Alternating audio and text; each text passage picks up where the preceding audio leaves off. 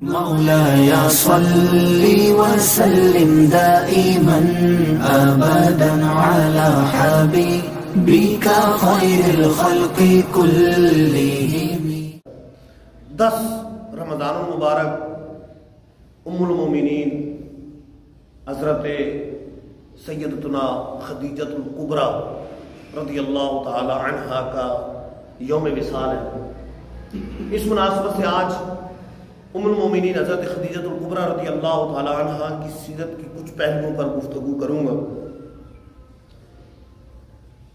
جو سرکار دو عالم صلی اللہ علیہ وسلم کی ازواج ہیں وہ ساری کی ساری امت کی مائیں ہیں، امہات المومنین ہیں، امت کی مائیں ہیں۔ اللہ عز و جل نے قرآن پاک میں کئی جگہ پر ان کی فضائل بیان فرمائے۔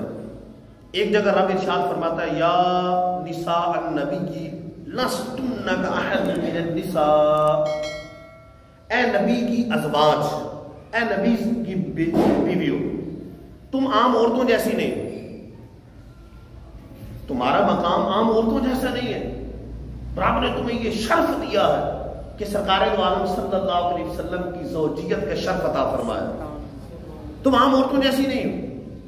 اور ایک جگہ ارشاد فرمایا وَأَزْوَاجُهُ أُمَّهَاتُهُمْ، جو نبی کی بیویاں ہیں وہ امت کی مائیں ہیں، جو نبی کی بیویاں ہیں وہ امت کی مائیں ہیں، امہات المومنین ہیں۔ دو مفسرین نے اس کے تحت لکھا ہے کہ دو باتوں میں ماں کی مثل ہے۔ ایک تو عزت و اکرام میں کہ جس طرح انسان اپنی والدہ کا احترام کرتا ہے، اس سے بڑھ کر حضور کی ازواج کا احترام کرنا، اور دوسرا نکاح کے حرام ہونے کہ نبی کریم صلی اللہ علیہ وسلم دنیا سے پردہ بھی فرما ہے، پھر بھی ان کی ازواج سے کسی کو نکاح کرنا حلال نہیں، ان سے نکاح نہیں ہو سکتا۔ یہاں آپ کو حیرت ہوگی کہ شہید جس کو قرآن نے زندہ کہا ہے وہ دنیا سے چلا جاتا ہے تو اس کی بیوی سے پیچھے شادی ہو سکتی ہے، لیکن بحکم قرآن بحکم حدیث جو سرکار دو عالم صلی اللہ علیہ وسلم کی ازواج ہے، نبی کی ازواج ہے، حضور دنیا سے پردہ بھی فرما جائے لیکن سرکار دو عالم صلی اللہ علیہ وسلم تو زندہ ہے، اللہ کے نبی زندہ ہے، ان کی ازواج سے نکاح کرنا حرام۔ حالانکہ آدمی دنیا سے چلا جائے تو نکاح ٹوٹ جاتا ہے، لیکن یہ عام لوگوں کے بارے میں، انبیاء کے بارے میں نہیں۔ سرکار دو عالم صلی اللہ علیہ وسلم دنیا سے پردہ فرما گئے، پھر بھی ازواج مطہرات پیچھے سے نکاح نہیں کر سکتے، نکاح کرنا ان کے لیے حرام۔ ان امہات المومنین میں ایک شخصیت، ایک ہستی حضرت خدیجۃ الکبریٰ رضی اللہ تعالی عنہا کی ہستی بھی۔ سرکار دو عالم صلی اللہ علیہ وسلم نے سب سے پہلا جو نکاح فرمایا وہ حضرت خدیجۃ الکبریٰ سے فرمایا۔ جب تک حضرت خدیجۃ الکبریٰ حضور کے نکاح میں رہی، حضور نے دوسری کسی سے نکاح نہیں فرمایا، دوسرے کسی خاتون سے نکاح نہیں فرمایا جب تک یہ نکاح میں رہی۔ جب نکاح ہوا تو حضور کی عمر مبارک 25 سال تھی اور حضرت خدیجۃ الکبریٰ رضی اللہ تعالیٰ عنہ کی عمر مبارک 40 سال تھی۔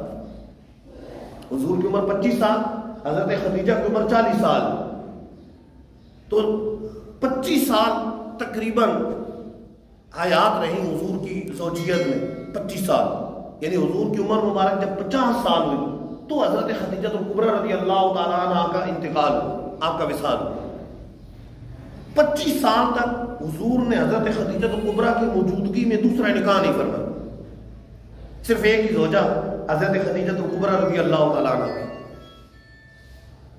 حضرت خدیجہ رضی اللہ تعالیٰ عنہ کو دیکھیں تو حضور کی زوجہ ہیں، مولا علی کی ساس حضرت خاتون جنت کی والدہ ہیں، حسنین کریمین کی نانی جان حضرت خدیجۃ الکبریٰ رضی اللہ تعالیٰ عنہ کو رب نے اتنی عظمتیں عطا فرمائی۔ بخاری و مسلم کے اندر حدیث پاک ہے، جبرائیل علیہ السلام حضور کی بارگاہ میں حاضر ہوئی اور عرض کرتے ہیں حضور ابھی حضرت خدیجہ دسترخوان لا رہی، آپ کے پاس حاضر ہونے لگی، اس پہ کھانا پانی، جب وہ آئیں تو ان سے آپ فرمائیں کہ ان کا رب ان کو سلام فرماتا ہے۔ قربان جب ان کی شان و عظمت پر کہ رب ان کو سلام ارشاد فرما رہا. اور حدیث پاک نے فرمایا کہ انہیں خوشخبری سنا دی تھی کہ جنت میں ان کو ایسا موتی کا محل عطا کیا جائے گا کہ جس میں نہ کوئی شور و غل ہوگا نہ کوئی تکلیف ہو. ایسا موتیوں کے محل کی خوشخبری ان کو سنا دی. سرکار دو عالم صلی اللہ علیہ وسلم نے فرمایا، مسند احمد بن حنبل کی حدیث پاک ہے، فرمایا جنتی عورتوں میں سب سے افضل حضرت خدیجہ، حضرت فاطمہ، حضرت مریم ہے، حضرت آسیہ. یعنی 4 عورتوں کو اکٹھا فرمایا کہ جنتی عورتوں میں سب سے افضل جو عورتیں ہیں ان میں یہ عورتیں ہیں، حضرت خدیجہ الکبریٰ، حضرت فاطمہ، حضرت مریم، حضرت آسیہ.